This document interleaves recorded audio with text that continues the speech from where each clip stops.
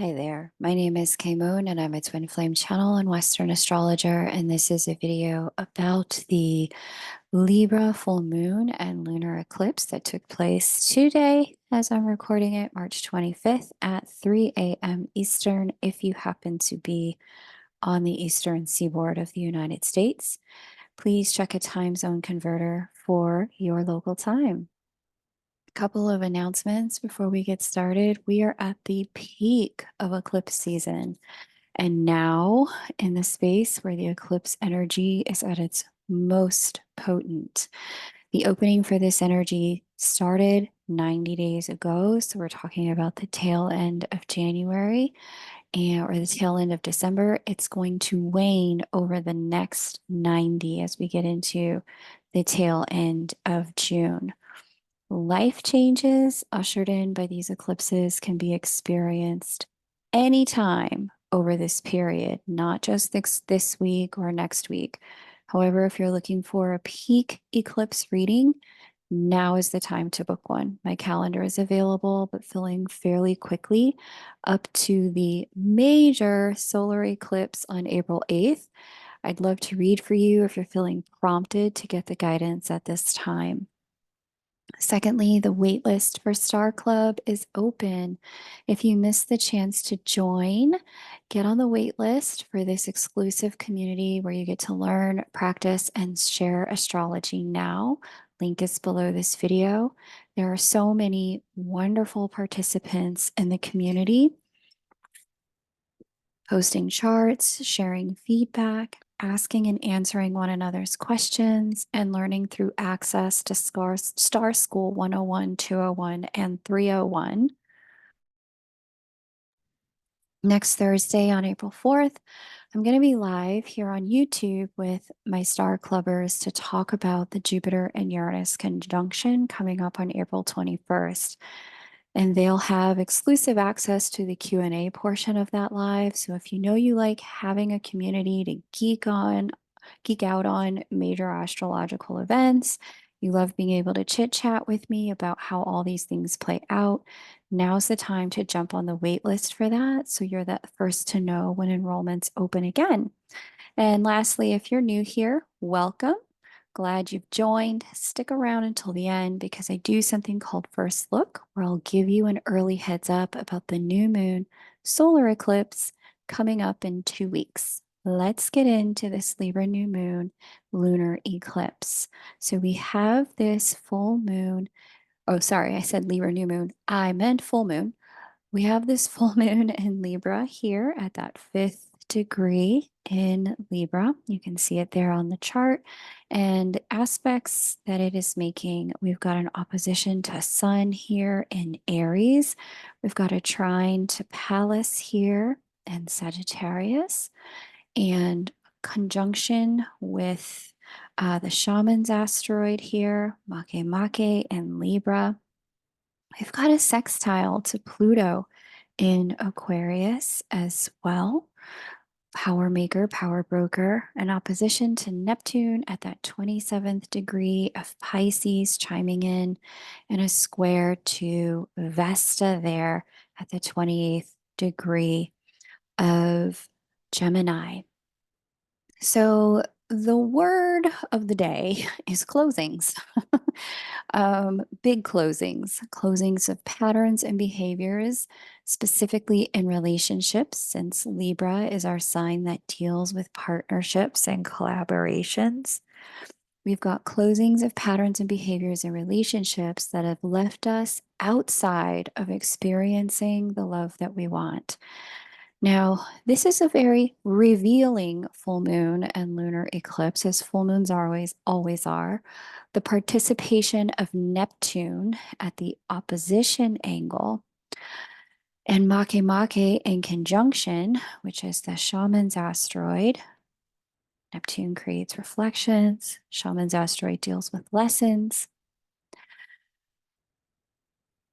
These two are exposing where we have agreed with, participated in, and allowed our own disempowerment when it comes to our love and business partnerships.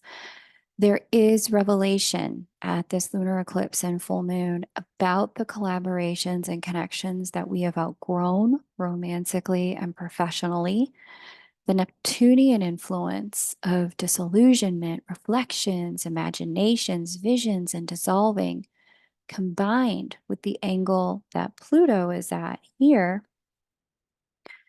and Pluto being about endings and empowerment, especially in groups since he's in Aquarius, and the angle Vesta is at, Vesta being about dedication to exploring new thought patterns and ways of connecting and communicating in communities. That's Gemini. The totality of this combination is sweeping out or washing out to sea or putting a roadblock and ending to what no longer works in our lives, whether we are ready for that ending or not. So you may experience some endings, completions, closeouts over the course of this eclipse window. Remember, I said it started 90 days ago, will go for the next 90 in situations that have been mutual partnerships and collaborations. It's really important to remember if something is closing out the over the throughout the course of this cycle, it's because we've outgrown the way that it is, the current structure of the thing.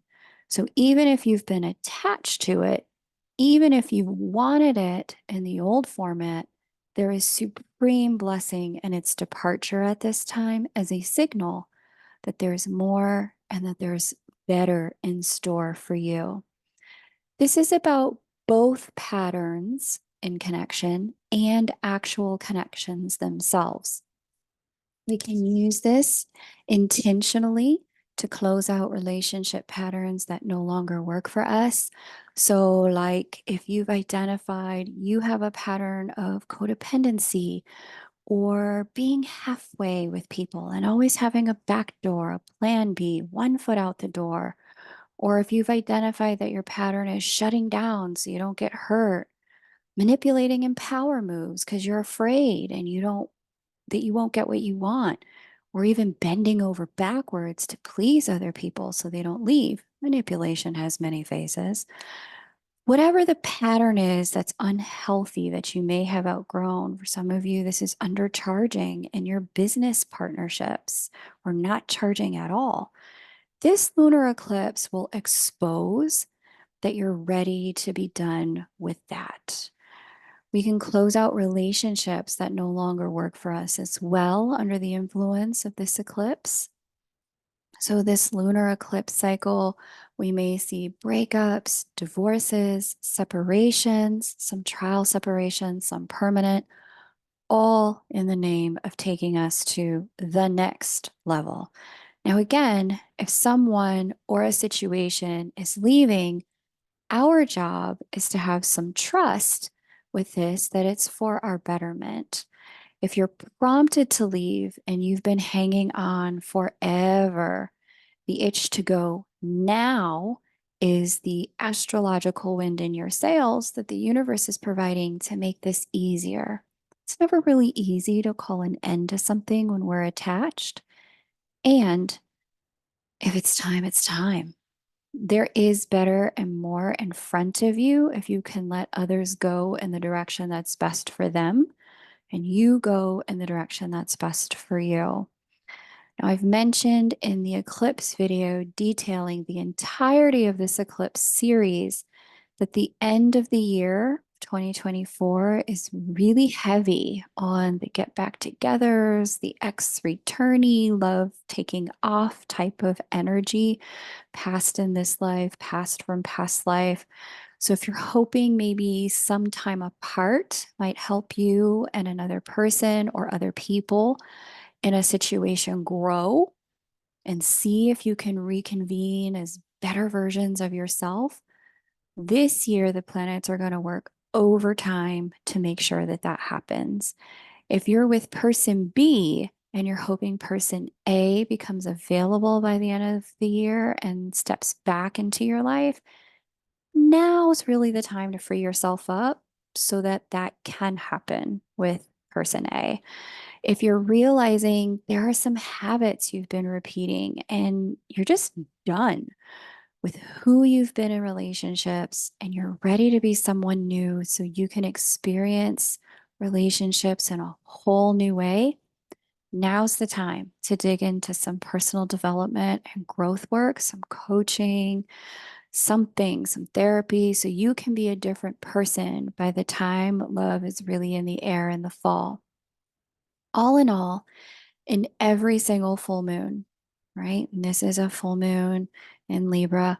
We get a shot to see our true emotional states and needs as the sun, always in opposition to the full moon, as the sun lights up the moon in totality once a month. This is why, for some, full moons can be really emotional. They allow us unignorable insight into our lives. Heightened emotional data can flow in, but not all of it is always actionable or usable.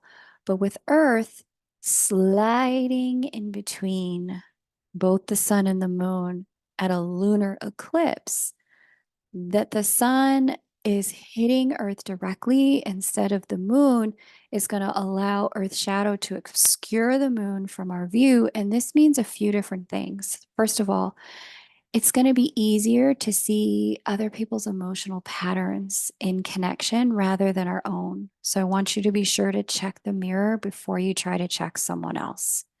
Number two, it may take a little detective work to see our own patterns, but patterns are called patterns for a reason. They are repetitive.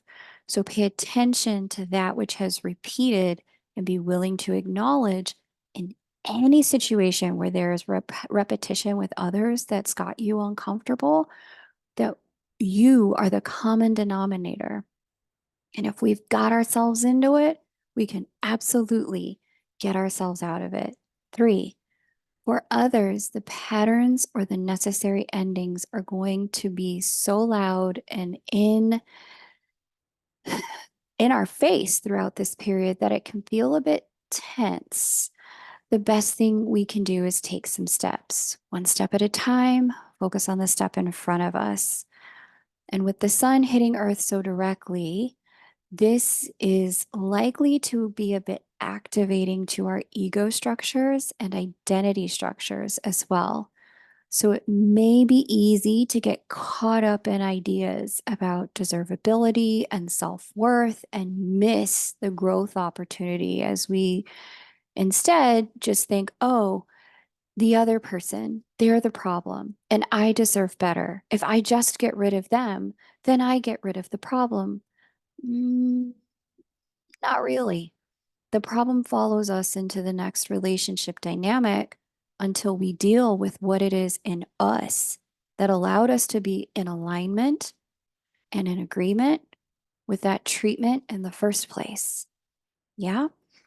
We are all feeling this particular energy in our relationship sector as our partnerships or lack thereof, their current shape and structure or lack thereof, and our relationship patterns reveal to us where we're guided to step up in our lives and step out of alignment with less and into alignment with more.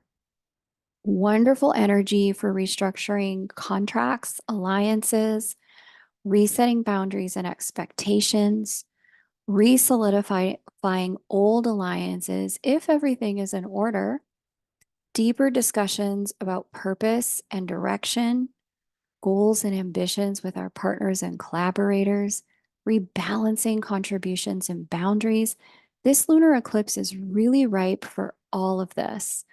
This may even just be the closing out of agreements that you had with yourself when it comes to how you will show up in relationships and internally and quietly making new choices to participate in connection in some new ways. One current events happening that really stands out to me as we're moving into the peak of this eclipse energy that we're getting to see very publicly unfold is kind of the gambling scandal that Major League Baseball star Shohei Ohtani has gotten caught up in. You may not know American Major League Baseball. Here's the gist. He $4.5 million was paid off to a bookie for gambling debts. His interpreter said that Shohei was paying off the debts for him. Shohei has denied that he was even aware of any debts. He's fired his translator, his interpreter, because his interpreter had got himself embroiled in this situation. For his interpreter to have been handling Ohtani's finances to begin with demonstrates an exceptionally high level of trust. Ohtani has denied knowing that his money was getting used in this way. Um, and so he's got a new interpreter now. Sports gambling by people who are playing the sport itself is really frowned upon in the United States, but that's a restructuring of a partnership and an alliance. And the ending of an alliance that Ohtani has outgrown, presuming everything that we're being shown about the situation is true or false, the alliance has ended for reasons that we may know all about, we may only see a sliver of, but that the ending of the alliance has happened is what this full moon in Libra lunar eclipse is bringing to the table and bringing to light. That's just one example. There are a few signs who are going to feel this full moon lunar eclipse the most. And I want to let you know who they are in case that happens to be you. Signs that are going to feel this the most include if you have a sun, moon, or rising or a stellium in Libra, Aries, Capricorn, Cancer, Gemini, and Aquarius. Aries, for you, this is 100% going to be about partnerships, collaborations, and their structure. For many of you, this is where you're going to feel you have to close out a way you've been doing partnership or a partnership itself. Libra, this is going to be about you and your relationships to yourself. You will get to see yourself in the mirror through partnerships and what you're ready to let go of so that you can have more. Cancer, this may call you to change up the way you're working your home arrangements, collaborations, and alliances. You may find you're incited to relocate or change up family arrangements and dynamics. Capricorn, your work alignments are changing with this energy. Your business partnerships and the way you're structuring and participating in them is being guided to close out anything that's not in alignment with who you're becoming. Gemini, this is going to close the door on creative projects and alignments that you've outgrown. People and collaborations that are no longer a fit are going to be guided to close at this time. You may even notice a change in dynamics with your kids, your inner child, or even dating situations that it's time to evolve or complete. And Aquarius, you're the last sign that's going to feel this most. This is your call to release negative belief systems and pessimism, specifically about love and relationships and yourself in love and relationships. You may also be guided to release weird pseudo collaborations where you're technically in equal partnership, but there's a hidden power dynamic or imbalance in there that has you in the student or teacher role or the other person in the student or teacher role. You're being guided to step out of that and own your power in some format of equal partnership rather than some diminished version of that. Now, if you're feeling called to look more deeply at this energy for your life, let's say you're not one of those signs that is going to feel this most, so I didn't give you any details about that, and you feel that changes are coming up for you, you can sense them in the way your life is moving and unfolding. There's something in the air, you're already seeing changes, then let's talk. There is room on my calendar before we get into the next eclipse on April 8th. And this energy I just described is active for all of us through the end of June. And it is always better to get out in front of the energy and decide how you want to use it than be pushed around by it. You can book with me over at kmoonastro.com. Link is below this video. And listen, if you really only want to talk about these two eclipses, 30 minutes is all you need. But if you've got other things you want to look at, like money or love or a specific person, relationship pattern, or you've got something you want to publish or project you want to do this year, then definitely give yourself the full hour so we can cover everything thoroughly. Now, let's look at some of the other supporting energies here for this lunation. We have Mercury in Aries. Let me clear this up so you can see. Here is Mercury in Aries, sextile that Vesta in Gemini. I really like this particular combination. This opens our minds, that's the Mercury and Aries piece, to committing to and doubling down on what we recognize as the path forward.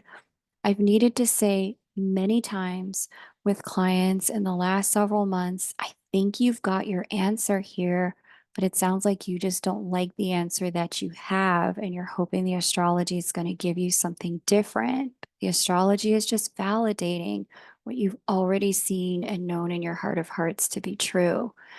The gift of the last several lunations is that they revealed the truth and the path forward for all of us. The gift of this lunar eclipse and full moon is that it closes out access to paths that no longer work for us in our own consciousness and behavior. We're just not going to be able to participate in life in less than congruent ways the way we once might have.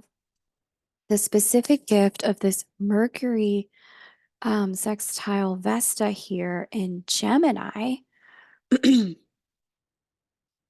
is that they give us, the two of these are giving us the courage to just start somewhere, to try something different in the way we're showing up. There's a willingness to explore what we can try, what we can do with the Gemini placement of Vesta and the Aries placement of Mercury, rather than doing nothing.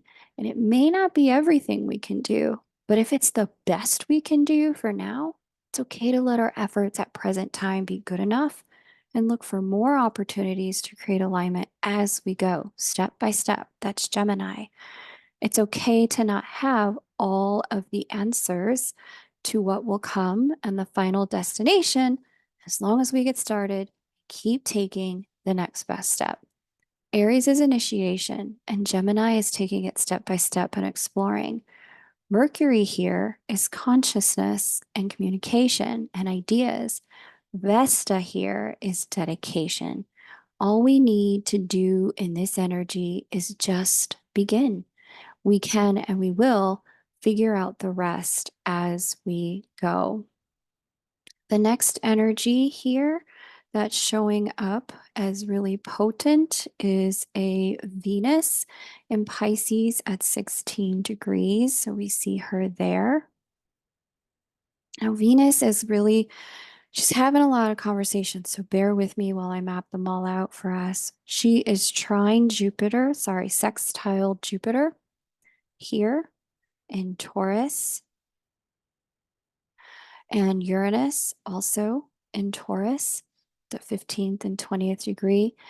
Venus is conjunct Nessus in Pisces. Here's Nessus and conjunct Saturn there in Pisces as well. She is sextile Ceres and Pholus here together there in Capricorn. She is opposite a retrograde Juno, loosely opposite, and she is square Pallas there in Sagittarius.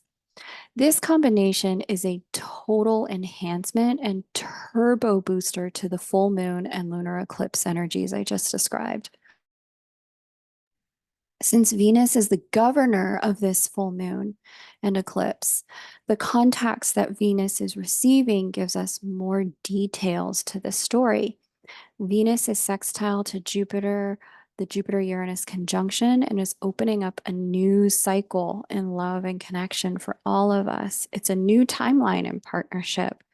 Our values in partnership, our desires in partnership, our new and elevated comfort zone and timelines in partnership, all of this newness becomes available for us with this sextile. To get the benefit of it, it's going to take a little bit of effort from us in terms of, yes, having some faith. That's Venus and Pisces, having some faith that more and better is possible. But we got the faith part, right, guys? We know how to do that. The Nessus and Saturn conjunction, speaking to that Venus as well. Saturn here at the 12th degree, Nessus here at that 18th degree. That combo, along with the sextile to Ceres and Pholus here, Ceres at the 14th, Pholus at the 10th degree of Capricorn. I've spoken about that extensively in the past. This combo is pointing to our own toxic structures so we can transcend them. The Venus conjunct Nessus and Saturn combo are adding a specialized focus on love and wholeness, integrity. I think it was Doreen Virtue, don't quote me, has this love angel stack. And one of the cards I recall seeing in it is something like your love life is ascending to a higher level. This transit and eclipse is officially putting us on notice that this is what's happening for us. So Saturn is demanding integrity and the restoration of it by cutting off anything that undermines it. Woohoo! Thank you, Saturn, for getting it out of the way. Nessus gets obsessive about anything it connects with. And this combo is working overtime to get rid of our behaviors in connection and the connections themselves, where we have to be less of ourselves in order to stay connected. It's also Venus in Pisces, so it's inspiring us to believe in love, and that love can manifest in the third dimension at much higher levels than what we previously participated in. Together, along with this Pallas in Sagittarius being all about protection, um, and this Juno in opposition being all about commitments and reviewing them since she's retrograde. The two of these are solidifying our truth, Pallas in the sign of truth, and Juno in the sign that deals with details. The two of these are solidifying our truth and discernment when it comes to the unfoldment of the past, why it happened the way it happened, what we're done with, which personal truths in our collaborations and partnerships we're willing to stand for and protect going forward. Now, because this loosely forms what we as astrologers call a T square, and I'll show you that, Saturn opposite Juno, got this 90-degree angle from Pallas there. The answer is going to be in Gemini. So we have Gemini where there is nothing at those middle degrees at all, those 10 and teen degrees, although we have occupation in Pisces, Sag, and Virgo, the other mutable signs, in order to balance out the tension and the kind of feeling between a rock and a hard place that a T-square can create.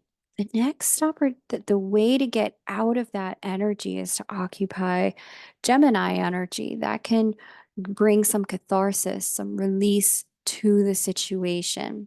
So, conversation, communication, exploring ideas, taking things step by step. It's all part of the process to get access to our new timelines in love. For some, this will even include a bit of learning and education through coaching, therapy, or personal development. Some will benefit from couples counseling or coaching in this energy. Others are going to get a lot of mileage from books, seminars, podcasts, and workshops to up-level the way you do relationships at this time. Find what's calling to you as a next step. And all you have to do is make sure it's just a little bit outside of your comfort zone. I mean, we can't really get new things by doing and thinking everything we've always done and thought. You do something new, watch life meet you more than halfway in this energy in terms of opening up new pathways in love in 2024.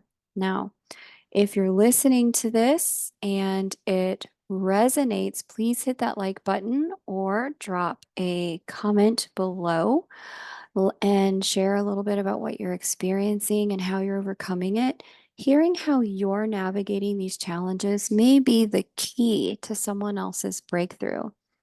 One weird thing I noticed about the comments is that YouTube seems to automatically delete comments that are very long. Like I can see and approve them on my side. I'm not always sure why YouTube holds them back. Some of you guys write very beautiful manifestos in the comment section. But right after I've taken the time to read these gorgeous expressions of life, which I can tell you have proofed, you have edited, and it took you some time to put together, I approve them, but then I can't even find them in the comment section. So maybe try to keep it focused, see if that helps.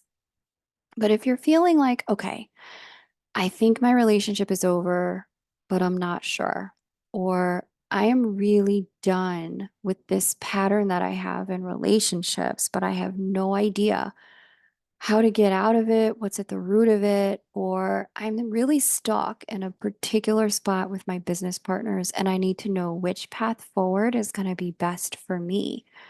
Or if you're just stuck in a rut in connection and ready to transcend it more generally and move forward in your life, now is the time to book a reading while this eclipse energy is at peak intensity. You can book with me over at kmoonastro.com. Link is just below the video as well. Even though this energy is with us for the next 90 days, it does gradually wane in intensity. Now is the best time to harness this energy to make moves, and the reading calendar for eclipse season is filling quickly. So definitely do that if you're feeling guided to do so. Let's have a look here at Mars in Pisces and some of the activity that Mars is getting up to. First degree of Pisces, additional influence. Mars is trine this Vesta as well. Vesta is definitely in action with all of the major players at this lunation. And so it's important to understand that Vesta is about dedication, but in the sign Gemini, she's about dedication to exploration and communication, exchanging thoughts and ideas. So we have a square as well to Pallas here in Sagittarius. Now, again, this echoes a lot of what we were just talking about, but brings it out of the realm of ideas. That's Mercury and attractions and magnetism and directions we're drawn in. That's Venus. And it brings it into the realm of instinctive action. That's Mars in Pisces. This Mars Vesta Pallas combination here that I've highlighted is giving us the itch to do something new and the motivation to execute. So if you've just instinctually gotten the urge to do a new thing in connections that could change or alter the direction of them, go for it. Trust it. Your spirit is trying to call you into a new direction. Okay. Now, we also have Jupiter. This is another major energy. You're going to hear all of the astrologers talking about this conjunction if you haven't already. We've got Jupiter conjunct Uranus here in Taurus. This is a timeline opener for sure for all of us, and a big blessing energy. We've got a trine here to that Ceres Fullest combination in Capricorn, a trine to Juno retrograde in Virgo, square to Chariclo here in Aquarius, and a sextile to that Saturn Venus Nessus combo in Pisces. Now, this is the ultimate relationship transcendence combination. It's like literally kind of like stairway to heaven energy. It's been in configuration for some time and is still very potent and impactful energy. So, with Jupiter acting as the husband of the zodiac, and Juno here acting as the wife, they have been husband and wife in the mythology. Him speaking with divine change and transformation, that's Uranus, who he's sitting next to. And her retrograde, there she is, through April 21st. She's retrograde and reviewing the health and patterns of things there in Virgo, and both of them in conversation with Ceres and Pholus by Trine. Ceres wants to close out a season. of toxicity, and that's the fullest component. That combination is having us all have a look at, okay, where are things misaligned? How do I jump out of it? Like, not even how do I walk or run out of it? How do I literally jump, cross over timelines into something new? The Cheroklo aspect here is opening up a blessing if we can let go of the hand of what no longer serves, let go of identification with what was or what used to be, or how things were and how things used to be.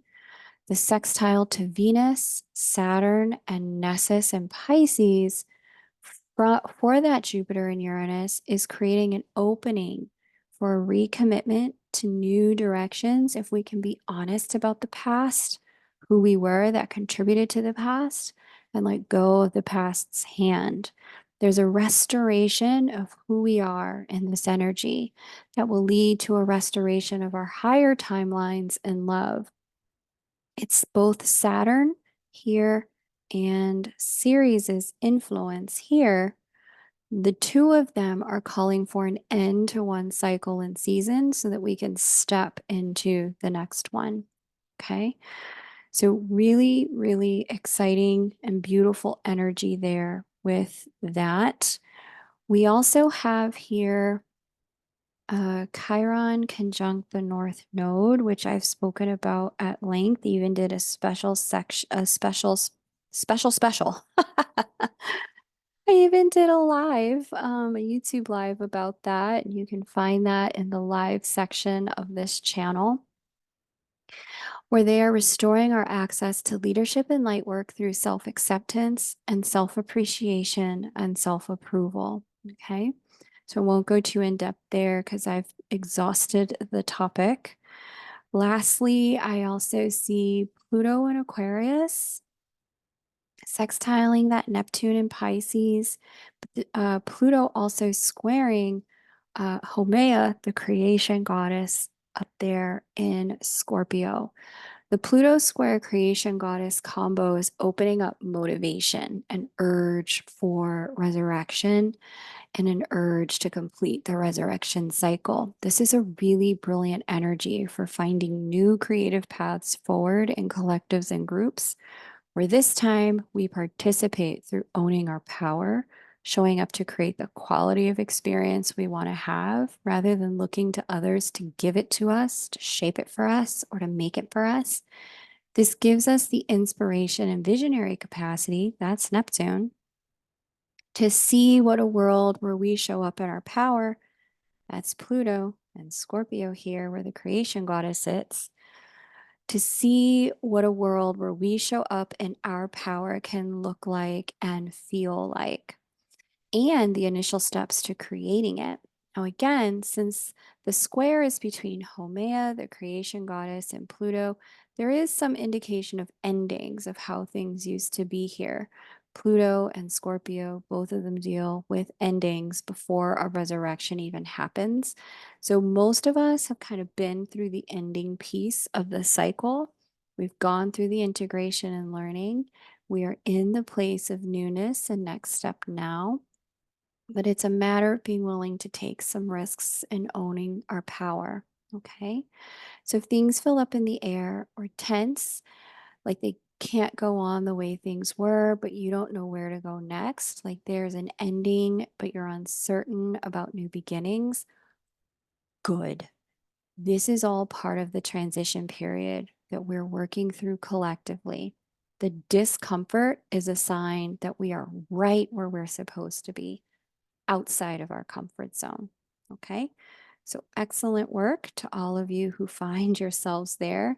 And if you know you need some help really navigating a lot of this, the thing to do is to find me over at kmoonastro.com, where we can have a look at your chart and what all is in store and how to use it. Let's get into first look next. I'm going to have a look at the new moon in Aries solar eclipse. Ta-da! There's that chart. Let's have a look at that. I'm going to give you my initial take on some deeper insights about this particular new moon in Aries. So here's the new moon, sun and moon in alignment there in the sign of Aries. This new moon solar eclipse is going to be conjunct Chiron. It will also feature conjunction there to some degree to Eris. We will have as well, let's see here. We get a little bit of a sextile there from Chiron, and we have Pluto in the mix, just ever so slightly, almost at a squaring angle. So when I look at this, the energy of this, first of all, new moons are always new beginnings, and solar eclipses they make that new beginning exponential. And so when I see this new beginning, solar eclipse in Aries, the beginning of the zodiac, and I see Chiron, Pluto, Chiron, and Eris in the mix, the vibe it's giving me is a real invitation to stand on our uniqueness and ownership of who we really are, to really embrace the places where we feel like rejection, we might have been rejected or abandoned by other people, embrace those, embrace the things that make us different, and allow those distinct, unique things about us to become ways in which we stand in leadership in the world. Pluto at that angle is giving us an invitation to step into our power. It could be a little bit uncomfortable. Chiron is guaranteeing blessing if we do. So I like to see this. It's going to be it's like a sobering, positive kind of energy here.